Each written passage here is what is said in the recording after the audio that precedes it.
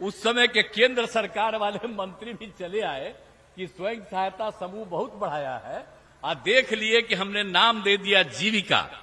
ता करके उस समय केंद्र सरकार ने देश भर में नाम दे दिया आजीविका, यानी बिहार की जीविका आजीविका, ये बाहर बढ़ाने के लिए। तब भूलिएगा मत, ये सब काम यहां हुआ, एक एक काम यही किए हैं, तो हम तो खाली याद कराना चाहते हैं आपको। तो एक एक काम हम लोग करवाए हैं और हम लोग लगातार काम कराते रहते हैं कि किसी को कोई दिक्कत नहीं हो।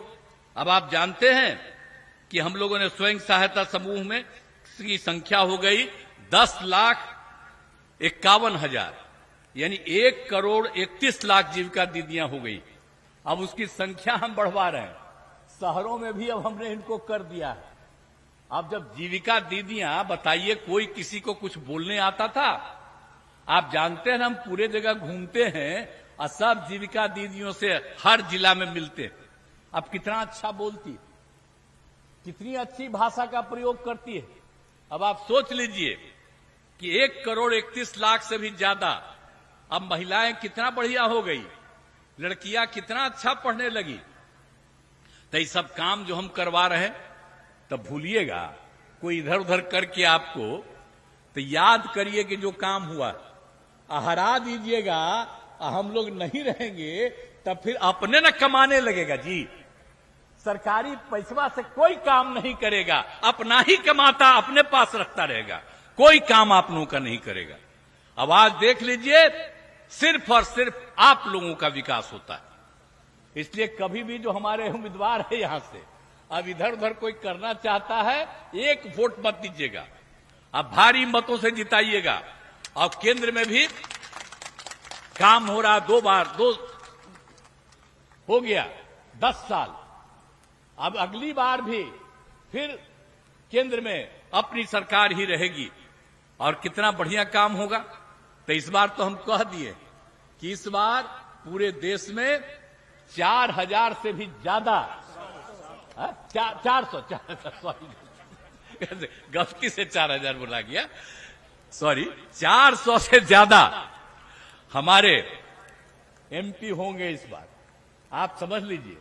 तो इसीलिए अब बिहार में तो सबको जितवाइएगा, एक को नहीं छोड़िएगा। अब आप लोगों के लिए जो काम हो रहा है, नवादा के लिए भी सब काम किया हमने, कोई चीज छोड़े नहीं है, कितना काम कर दिया है पूरे तौर पर। और आप जानते हैं वर्ष 2022 में 100 सैया वाले जननायक कर्पूरी ठाकुर अत्यंत पिछड़ा और कल्याण छात्रावास का भी निर्माण किया गया।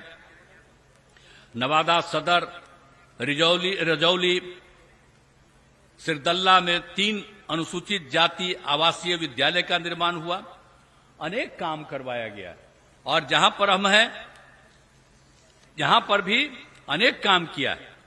पथों का, पुलों का निर्माण, स्वास्थ्य के क्षेत्र का भी सारा काम। तो कोई भी क्षेत्र को हम लोग इग्नोर नहीं करते। और वारसलीगंज में 98 करोड़ रुपए की लागत से 2 ग्रिड सब स्टेशन का निर्माण कराया है, साथ ही 2 पावर सब स्टेशन का निर्माण कराया गया।